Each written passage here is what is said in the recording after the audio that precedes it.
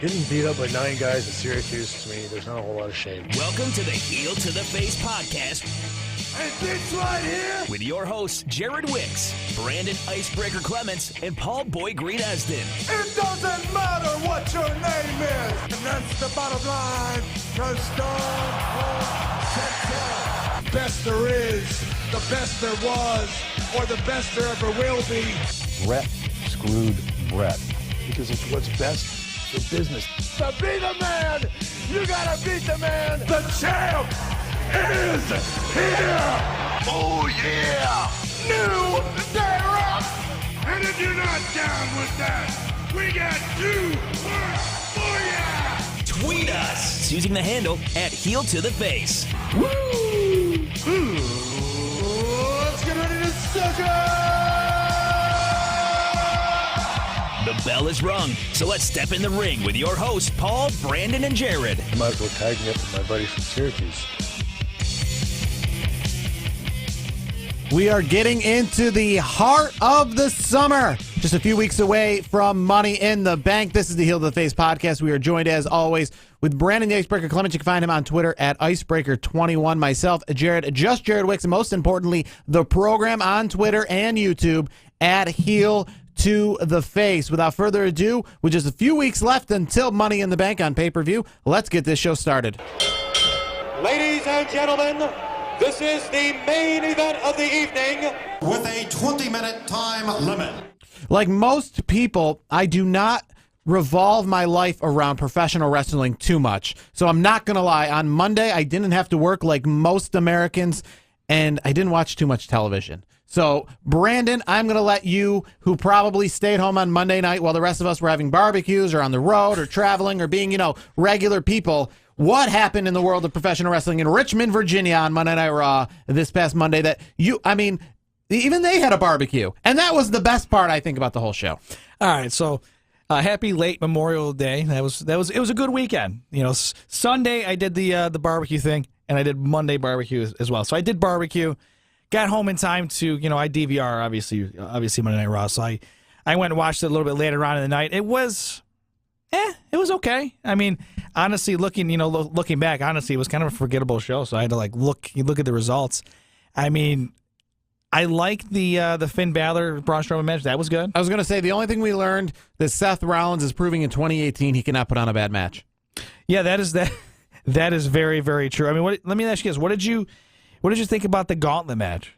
Did you? I mean, I thought it was okay. I didn't think it was that spectacular. Now I kind of glossed over the Gauntlet match. It really. I think it was to elevate Ruby Riott because she's one of those women, and I don't want to say that the women's revolution, is falling, but it was on such a rise, and now, unfortunately, it seems to have plateaued. Yeah, I agree. It's kind of just staying constant right now. It's not really going anywhere. And that's the thing. We were on such a roll with them, main eventing the Royal Rumble, with people talking about the fact that they could main event a WrestleMania in the near future. I think the women main eventing a WrestleMania next year is less of a percentage happening, as we're still 10 months away from WrestleMania. But if you would ask me this maybe 5 months ago, I would have said I think it's a very good possibility, especially after the Royal Rumble. And now it's less and less every day, just because of the fact that, I don't know, the Charlottes of the world just don't seem to have the same drawing power anymore. Becky Lynch, Bayley, Bayley. It's like, I mean, me, I'm the big supporter of Bayley. I mean, Bayley. When I went to Monday Night Raw, Bayley and Sasha Banks were not just not on the show; they were not in the arena one bit. And not many people were like, what was that about? Now, Roman Reigns this past week was not on Monday Night Raw, and people are like, what was that about? Yeah, because he's usually on. He's the mainstay usually every Sasha single week. Banks and Bayley, people who would be these women who would main event said WrestleMania if it was main evented by women. These are two competitors who might be in said main event. They were not on Raw 2 weeks ago, and people were like, all right. Let me ask you this. Do you think WWE is going to maybe rush Ronda because maybe they're realizing that too? Maybe they got to get this superstar ready. I mean, Ronda's new in the business. It's not like she's been competing in NXT for 2 years. So to me, maybe WWE. Let's be honest. They closed the show out with a Gauntlet match. It was fine. It wasn't an awful match. It's just, to me, it was okay. It was an okay match. to me, I think this whole situation with Nia Jax and Ronda Rousey, I'm not sold on it. I just you got a few more weeks to get sold on it. I'm just not. I mean, I'm not into it. I'm not buying it. Well, and that's why probably we talk about this gauntlet match, kind of harking back to what we were talking about, circle back to Ruby Riott winning this gauntlet match. This is kind of, or correction, Ruby Riott lasting very long in this gauntlet match, defeating, Mickie James and Bayley, defeating Dana Brooke doesn't count as anything. I was going to say Dana Brooke doesn't. I mean, here's the thing. Ruby Riott was the mainstay. Kind of raises her up. I mean, yes, it did, because she had a great showing. She won what? Three of the matches. I think she was in the. I mean, she definitely was the longest participant in the match, I would say. No surprise though. I had a feeling Sasha was going to win anyway, so it wasn't like eh. I was kind of. I'm not gonna lie. It was in Mickie James' hometown in Richmond. I was hoping maybe she'd pull it out. That would have been kind of cool, but they're not doing anything with Mickie. They're using Mickie as kind of like, all right, we're trying to. It's enhancement talent now, is what Mickie does. She's helping the young superstars, move their way up. So. To me, it was okay. I'm not that stoked about it. So Ruby Riott. I don't know. I mean, what are your thoughts on Ruby? I'm not a big Ruby Riott fan, to be honest with you. I mean, she's okay. I mean, but to me, I just don't. You know what they need to do with Ruby Riott? They need to treat her like CM Punk. And like CM Punk, he was that ECW guy that came in. I think he won the ECW belt, but still, he was kind of like an outcast. And then the pipe bomb promo kind of came, and he put himself into the main event, and he was a little more cleaned up. He wasn't like an Aleister Black anymore. He was a little more cleaned up. And maybe that's what you do with Ruby Riott. You legitimize her a little bit more. You take her out of this like I'm a little punk, that's my gimmick. I don't think, and you kind of put her into that. I don't think the WWE Universe is taking her that seriously. To be honest with you, I think they're like, all right, she's a decent in-ring competitor, but. Even with the Riot Squad, I don't think I'm not buying much stock in her, to be honest with you. I mean, if I'm management in WWE, I mean, you're hoping and praying that Ronda Rousey, makes some strides here. I mean, I'm sure she's doing well enough, in the training, in the performance center to get this type of match, but I'm hoping she puts on an A+ match with Nia. I'm really hoping for it, because maybe that's. What do you make of Nia now being a heel? I don't mind it. I don't mind the heel. I think she's better off being a heel, to be honest with you. I don't like her as the face. I really don't. Obviously, I don't think we're going to see Ronda Rousey turn heel for a while. I think she's going to be a face as long as WWE wants to keep her as a face. But I'm really hoping that Ronda. Let me ask you this. I know this is a couple weeks out, obviously. Do you think it's too early to put the belt on Ronda? If I'm in is thinking like WWE thinks, no, it's not, because WWE doesn't think like that. They move quick like that. That's how WWE. I think they're probably gonna put the belt on Ronda. You think so? I mean, that's how WWE. A lot of people say they don't strike when they should, like with Daniel Bryan years ago. But when it comes to like main stars, when it comes to faces, when it comes to like John Cena just coming back from making a movie or just coming back for an injury, making him the champion right away, they do that. Yeah, that's the thing. I honestly, I don't think she's ready. No, I mean, I don't think she hasn't been in a singles match yet. the only way WWE, if I'm assuming they'll probably put the belt on her. I'm thinking this. They're going to hype it up like, oh, her first singles match, she became champion. Because maybe I think they want to make Ronda Rousey what Ronda Rousey was in UFC. Now, they realized when Ronda Rousey was in UFC, she was a superstar, legit superstar. And then when she lost, that's when they're like, oh, and then she came back and tried to redeem herself and lost again. So they don't want to do that in the WWE. They're kind of trying to Brock Lesnar her. They're trying to give her back the popularity she had in UFC, I think. And I think she's going to be winning a lot. I don't think she's going to be, not Asuka levels, because I don't think she's going to compete that much, but I think she's going to be winning Asuka style. I think, honestly, where I see her is an in-between of Brock Lesnar and John Cena. Like, Brock Lesnar shows up every so often. John Cena, shows up. I think she's gonna be in between. Like, I don't think she's gonna be around as much as John Cena, but she'll definitely be way more. She'll be around way more than Brock Lesnar is. I think it's in between. Brock Lesnar, he seems to be around less and less. And she's already shown that she's, going to show up on Raw. She doesn't have to be advertised to be on Raw. I feel like it's kind of a foregone. Her and Natalya are, they're friends. They train together. So it's kind of cool where you don't expect, they're not announcing Ronda to be here tonight, and then she goes and helps Natalya out or something. I think that's cool. I think, and that could be something. Maybe, I don't think it's going to happen maybe at Money in the Bank, but I definitely see Natalya versus Ronda Rousey, some heel turn going on there. Now, one last thing from Raw. I know you mentioned Seth Rollins. I have to tell you, that was a good match between him and Jinder for the title, for the Intercontinental title. I thought that was a very good match. He puts on a good match every week. Yeah, I mean, the Rollins, this is Rollins, man. He to me, he's the guy that no matter who's in the ring with him, he's going to put on a good show. I mean, he's Raw's version of AJ Styles. That's the way I look at it. I mean, obviously, different champion, obviously, but the way AJ Styles puts matches on with different competitors, he makes them look good. He's enhancement talent, but at the same time, he's still enhancing himself too. So he's looking good. He's making the other guy look good. I think both those guys are doing a great job. Speaking of AJ Styles, we move over to Smackdown. A little gripe. I'm kind of confused. So Smackdown this week was at the PNC Arena. All letters, not ANC. PNC Arena in Raleigh, North Carolina, home of SummerSlam 2000. Now, this is a quirk. This is something I noticed. Other people might not notice. They said they were coming from North Carolina State University, which is true. North Carolina State University basketball, men's basketball, does play at the PNC Arena in downtown Raleigh, North Carolina. But Raleigh, North Carolina is a city on itself, so you can say you're in Raleigh, North Carolina. You don't have to say you're at North Carolina State University. They weren't literally on the campus, from what I'm aware. It's the arena is in the city itself. It's just an arena that's used in the city. Just like lots of teams use Madison Square Garden. Or any sort of, I think Georgetown basketball plays downtown at the Capital One Arena, where the Wizards and the Capitals play hockey. They don't say they're at Georgetown University. They say they're in Washington, D.C. They say they're in D.C., So just a little bit of a quirk there. So we move on to SmackDown at North Carolina State University. And speaking of AJ Styles, he was on the show. But most importantly, the main event match, Big Cass. I like that little swerve. He's been cleared. And it turned into a triple threat match that Samoa Joe won, which another little swerve. Do you want to see this Daniel Bryan Big Cass feud continuing to go? So here's the thing. When they, at the beginning of the night, they talked about Samoa Joe and Daniel Bryan. They were hyping it up, and then obviously Cass revealed that he's fit to compete. So to me, I was really hoping, Daniel Bryan, Samoa Joe, I was really hoping that was going to be the main event of the night. You throw Big Cass in. At first, I was like, man, I was really just hoping for the other two.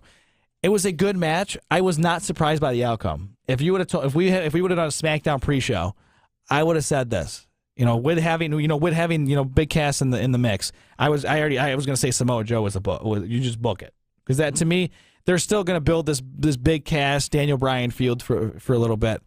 I think it's going to last one more pay-per-view, and I think it's done. To me, it's time for both guys to move on. Is that one too many pay-per-views? Yeah, I think it is. I mean, that's what they're doing. That's obviously what they're doing. But I think once this is done, I think they should just be done with it. Move on. Let them move on to different talent. I'm excited for Samoa Joe. I think it's finally a match that he needed. I think it's a victory he needed. So I'm hoping they'll keep pushing Samoa Joe. I think Samoa Joe is going to be a champion at some point soon. Now, your interest level in AJ Styles, Shinsuke Nakamura for Money in the Bank. This will be the fourth pay-per-view they fought? Yeah, the fourth, because Backlash, Greatest Royal Rumble, WrestleMania. Now, what is your interest level in that? 10 being the highest, 0 being nothing. Just because of the guys alone, I'll say 7. Oh, I'm still. I mean, it wasn't a 10 like I was. I felt hyped with the WrestleMania. I was in. We've seen it. I mean, they're going to put on a good match. I mean, what more surprises are we going to see? I mean, it's kind of run its course. Just because of the guys, how good they've been, I'll give it a 7. Speaking of Shinsuke, I enjoyed the match with him and Ty Dillinger. I enjoyed seeing Ty Dillinger more or less, because I just feel we haven't seen a lot of him. He's not into me. You know me. I'm a big supporter of Ty. He needs to he make his debut at the Royal Rumble? Was that like 2.5 years ago? I feel like I can count on my hand how many times, or on my fingers, how many times he's been on Raw or on SmackDown. Remember when he made his debut at the Royal Rumble? Like, that was a big deal. Yeah, he came in at 10. I'm like, oh, all right, is he getting some steam? And then what's he done? Yeah, unfortunately. And to not win a singles belt, like not even a low-level singles belt, is saying a lot, because so many people get their hands on belts pretty quick. So the fact that period. Yeah. That's so the true. fact that he hasn't held the U.S. belt for like a minute, or been a tag champ for like a minute, even did he even ever compete for the U.S. belt or compete for the tag? I think he was like in a gauntlet like 2 years ago. Was he in that match with Jinder Mahal where Jinder Mahal became the #1 contender and won the world belt? I think so. It was like a 6-man, not a gauntlet, but it was like a 6-man match. To me, Ty's not being utilized properly. I mean, he's got the right gimmick. I think he's a solid in-ring competitor. I think he's halfway decent on the mic. To me, they're not using him the right way. And maybe they can, and I've heard this before, maybe they send him down into NXT to, work on some things, because I've read a lot of articles about it recently. And they're thinking about, it's almost like, going from the majors, getting demoted to AAA. Kind of like that. I've heard things like that. Maybe that's the kind of thing you need to do. And I'm hoping maybe for Ty Dillinger that would be good. Because there's a few guys down in that, speaking of NXT, not to get too far off of it. Recently, John Cena was at like a Q&A, and they asked, Yeah, I was just about to bring it up. I was just going to say, he named Adam Cole, what was it, Velveteen Dream, and who was the other guy they brought up? I just read the story. The great thing is I know that John Cena said he really wanted to face the Velveteen Dream, and I thought that was cool, because I think Velveteen Dream, and I've been saying it since he debuted. That guy is I think he might be one of the guys that's going to carry WWE for a while. And he's so talented. His gimmick's well over. The fans love him, and he loves the business. I mean, I remember back in his Tough Enough days as Patrick Clark. Mm-hmm. He didn't even win the damn thing. And I'm watching. I'm like, man, that guy. Not only does he have a passion, he's got the look. I'm like, I'm hoping this guy makes it. And it's funny. He's making it. He's going to be a superstar. He's a star now. He's going to be a superstar soon. And the guy who won it, I don't even think he's in the business anymore. So it's, to me, that's normal how it's like wrestling's version of American Idol, and it's almost exactly the same way. The people who win it are nobodies, and the people who just like Josh Matthews. And he never looked like a wrestler when he was in the very first Tough Enough. I never thought he was going to win it. But now, like 20 years later, he still makes money. He's still in professional wrestling as, a commentator. And he's still kicking around. People like The Miz are still kicking around and doing Miz is doing great things. But let's say Josh Matthews. Josh Matthews just was on the show, never was even considered to win it. And obviously he's made a lot more money off of wrestling, obviously not in the squared circle itself, but he's actually probably made more money off wrestling in the squared circle when it comes to like gimmicks, his managers, is being thrown in there, what have you. Then the person who won Tough Enough, like Jackie Gata, or I forgot what that one woman, the Amazon woman who was, it was the year they had two women win it, and she was the really skinny. They caught up with her on WWE.com. Remember Maven? Nikita or something her name was. Remember Maven? Maven had the moment where he eliminated The Undertaker at the Royal Rumble. He had the moment, and then he faded away for like 10 years. Now he's back on the independent circuit. So he was like, I think he was a bouncer in New York City for like the last 10 years, and now he's not obviously not going anywhere near WWE, but he's doing independent stuff. I think he picked up his boots and went back to work. Yeah, I'm trying to think. That woman Nikita, she was like a tall, skinny black woman, very like strong, and she was like she ended up becoming like a manager with some tag team. There was also the one that became a manager with Jamie Noble. What was her name? The redneck. But you remember? I know what you're talking about. When Jamie Noble was like the original Heath Slater. You know what I mean? Like he was like the trailer park, like getting all excited, like we gonna eat tonight, and she'd jump up and he'd grab her. I forgot, but she was a Tough Enough. She wasn't Jackie Gata. She might have been Jackie something else though. Yeah, I remember. I love that gimmick from Jamie Noble too. That was a fun time in WWE. Yeah, back on SmackDown, Jamie Noble when he was running around as a cruiserweight champion. Hey, don't forget, I like him. I also like him as J&J Security. That's one of my personal favorites with Joey Mercury. That was a good time with him and Joey. Along, obviously, they're backing up Seth Rollins and the Authority. So that was a good time. So I got a quick bone to pick. Now we mentioned this before about WrestleMania. We got in a huge argument on camera, off camera, on the record. Me and Brandon, I got so annoyed about this. WrestleMania. Every single year for literally the last, I want to say they're going on 15 years now. Every year WrestleMania comes around, they say special start time of 7 o'clock. Now, I kept saying, Brandon, they need to stop saying special start time because it is now the WrestleMania start time. That's when WrestleMania starts. It's been doing this for 15 years. It's no longer a special thing. Now, what we found out is that there are rumors that all the non-Big Four pay-per-views are going to be moving to 4 hours as well. Money in the Bank is for sure going to be having a different start time. I don't know about Extreme Rules or any of the ones down the line, but Money in the Bank will start at 7 o'clock Eastern time. Now, if it goes I assume that it means it's going to go 4 hours. And when it started an hour earlier, and we've obviously seen this pay-per-view has been going on till 11:30 now. So I think the idea started at 7, and then it'll still get over around 11, but we don't need to be pushing 11:30. Yeah. We can push 10:30, 10:45 like we used to. And the kickoff show will start at 6 o'clock. Now, with that being said, this is not a Big Four pay-per-view. This is not SummerSlam. This is not Royal Rumble. This is Money in the Bank. Money in the Bank has always started at 8 o'clock. Every pay-per-view that's not a Big Four pay-per-view has started at 8 o'clock. Money in the Bank being at 7 o'clock, unlike Backlash, unlike Elimination Chamber. That is something, I looked at it at 7 o'clock, and I had to catch myself. I had to go 7 o'clock. That's different. That's unique. You need to then throw that out there. Tell me, don't forget Money in the Bank. We originally advertised it as 8 o'clock, but we've recently changed. It's going to be at 7 o'clock. Yet no special start time of 7 o'clock. It's at 7 o'clock. So WrestleMania is at 7 o'clock for the last 20 years. Literally every WrestleMania since WrestleMania 17 or WrestleMania, I want to say 20. WrestleMania 20 was the first one that started at 7 o'clock, and everyone started at 7 o'clock Eastern since. But yet they still remind us that, unlike Elimination Chamber, this pay-per-view starts at 7. It's not going to start at 8. Yet Money in the Bank, which has always started at 8, and every pay-per-view that is Money in the Bank caliber has always started at 8. And this is a new thing they're trying. This is brand new. This is a first month doing it. Yet they don't say special start time of 7 o'clock. Why? What's going on here? To me, Money in the Bank is now... I say it's Big Five. I mean, I agree. I think outside of SummerSlam, Rumble, Survivor Series, I even might put it higher than Survivor Series. It's definitely. I mean, the ticket prices in Chicago are showing. It's if you look at all the ticket prices for all the pay-per-views, it's one of the ones where the cheapest ticket to get in is over $100, which is something you normally only see with SummerSlam, WrestleMania, Royal Rumble. You don't even really see it with Survivor Series. So I might. Okay. Money in the Bank does not go past Survivor Series. I'll debate with you on that. I love the Survivor Series. I've always liked the tradition of it, the history of it. To me, this whole 4-hour thing, I know it's going to irk you. But even to me, I ignore the special start time. I just say, okay, it's on at 7 o'clock. And all the pay-per-views have been that early now. So to me, special start time or not. I understand. You don't need to say special start time. I get that. Just say it starts the at 7. problem I have with that is that they go out of their way to have done it before, and now they're not doing it. It's like... I think they're realizing that it's pointless to say that because people are going to tune in anyways. Even if you say special start time or start time, if they know the show starts at 7, they're going to watch it. So why do you have to say special? Don't say it for WrestleMania. And also get rid of the fact that it's streaming on the WWE Network. Stop making it sound like it's an internet-only broadcast. This isn't Ring of Honor. This isn't like our show, which is only streaming. We're not on Fox Sports. We didn't get a $1 billion contract. So just say it's on. It's on at 8 o'clock. It's on the WWE Network. Don't say it's streaming live. Make it sound like it's something like...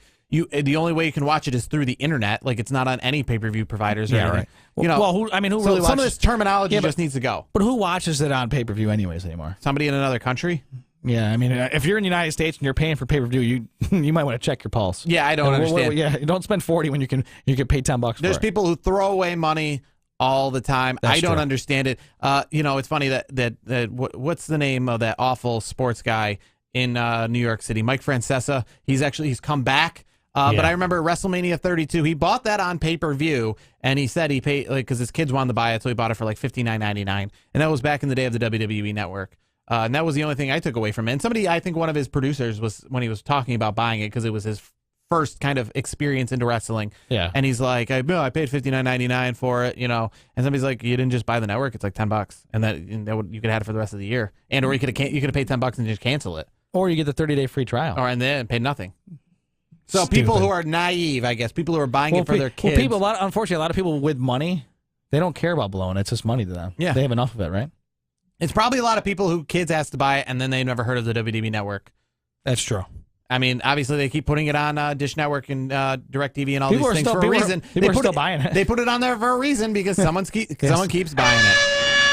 All right, before we wrap up this show, I want to make note of some big wrestling shows that are coming into Syracuse this week. Now, this one is very interesting to me. The Pastime Athletic Club, formerly a place at 2CW, was a big stomping ground. Obviously, if you've ever been to the Pastime Athletic Club, it's a place to go. Brandon's pointing to a sign if you can watch it on YouTube. Yep. AJ Styles was at that Pastime Athletic Club. And Nigel McGuinness, too. That was cool. Samoa Joe has been to the Pastime Athletic Club in Syracuse. Well, this Saturday is an event I'm not really too familiar about. I was brought to the attention of this WildZero Wrestling. It is not like really any independent thing I've ever seen. Tickets are $18. It's Saturday night at the Pastime Athletic Club. I think it's a 6:30 doors open, 7 o'clock show. But they're very adamant about the fact that they have a point system when it comes to wins and losses. They have weight classes, junior heavyweight, open weight, and tag team. Open weight, something you see like in New Japan Wrestling. Yeah, right.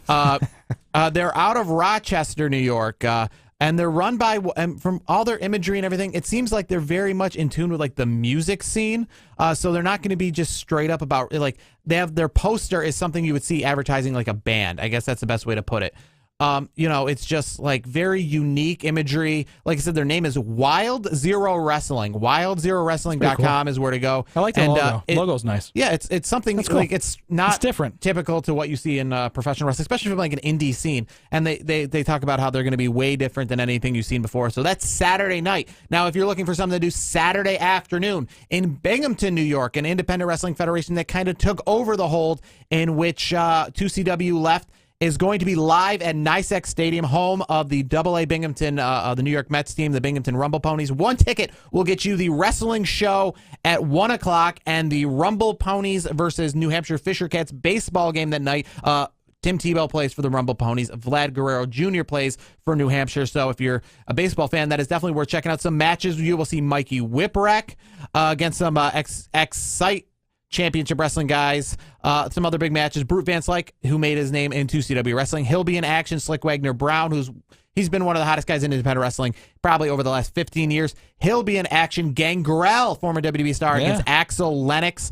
The champion of Xcite Wrestling, Joe Gacy, goes up against a Binghamton native, Ethan Page. And the main event, the hybrid Sean Carr versus Jack Swagger. That's cool. So this Saturday, Gangrel, Jack Swagger, Mikey Whipwreck, they'll all be in action. 1 o'clock is the start of the show. 6 o'clock for the baseball game. One ticket for $22 gets you everything. That's a good ticket. You get to watch wrestling on the field and then baseball on the field this Saturday. And if you don't want to watch the baseball, you can just watch the wrestling. Head up to Syracuse and watch more wrestling at the Pastime Athletic Club. We are a Syracuse-based podcast, so we have to mention Syracuse-based things. And when professional wrestling comes to town, you got to support it. So Xcite Wrestling and WildZero Wrestling are coming to town this weekend, so check them out.